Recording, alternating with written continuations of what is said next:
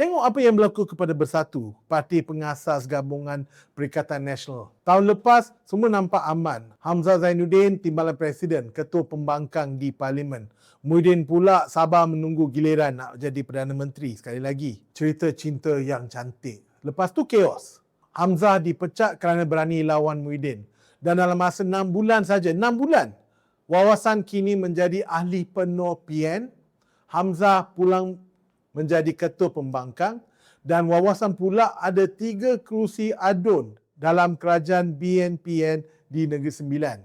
Baca balik ayat tu.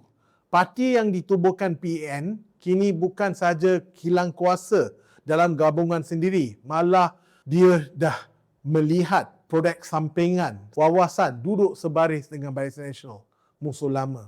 Ini bukan drama Melayu biasa. Inilah parti yang nyaris menjadi tidak bernilai dalam permainan yang mereka mencorakkan sendiri.